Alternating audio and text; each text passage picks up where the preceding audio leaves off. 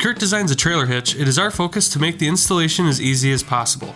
In this video, we will cover all the steps encountered when installing a trailer hitch.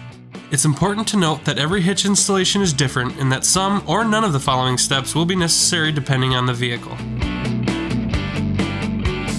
Over time, a vehicle is subjected to many different elements such as rain, snow, salt, and road grime. This can cause the threads of the well nuts to rust, making it impossible to thread the supplied bolts into the frame. In this instance, we suggest one of two solutions. For minimal rust, underbody coating, and other minor debris, we suggest using a wire brush and penetrating lubricant such as PB Blaster to clean out the nut. In some extreme cases, light scrubbing just won't do the trick.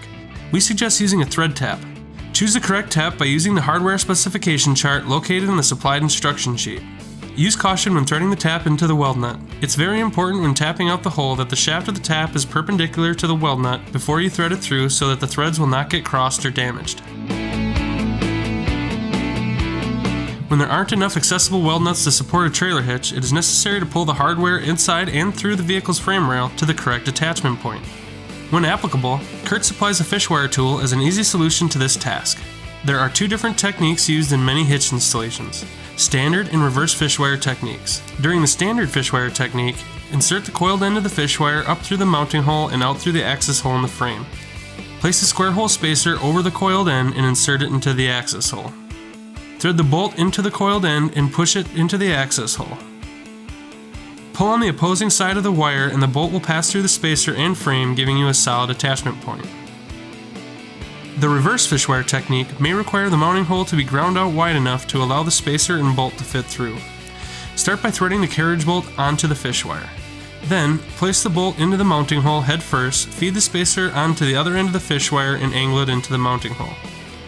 Once inside the frame, pull on the opposite side of the fish wire and the bolt will pass through the spacer and frame, giving you a solid attachment point.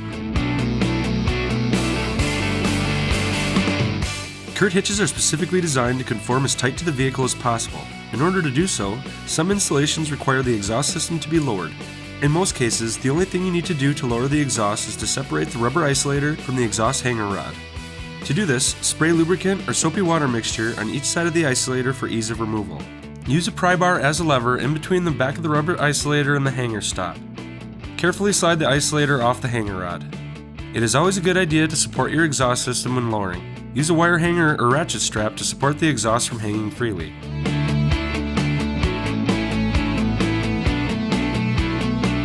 Most Kurt hitches do not require drilling. However, there are instances when there aren't enough pre-drilled holes in the vehicle's frame rail to adequately attach the hitch. Use the hitch as a template and mark all holes that need to be drilled. Lower the hitch and drill a starter hole with a small bit. Most drilling applications are often on unibody frames. However, the steel used on normal frames can be rather hard. Drilling into them will require a cobalt drill bit with a coolant oil or grease to keep from overheating and damaging the bit.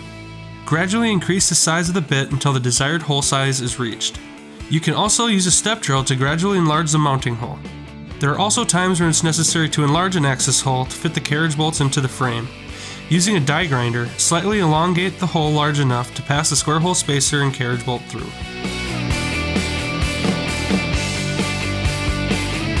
There are a few instances when installing a hitch where fascia trimming is necessary to obtain proper ground clearance or to conceal the main body of the hitch.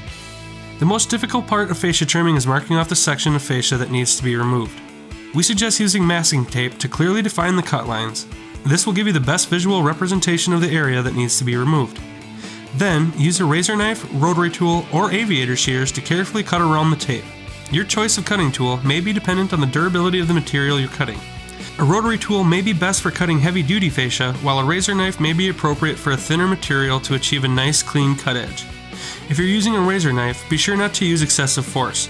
Score the cutting line and make multiple passes to make a nice clean cut. Thank you for taking the time to watch this video. Be sure to look for the custom installation video for your hitch and vehicle. If you have any questions in regards to anything towing, please visit kurtmfg.com. Kurt, the first name in towing products.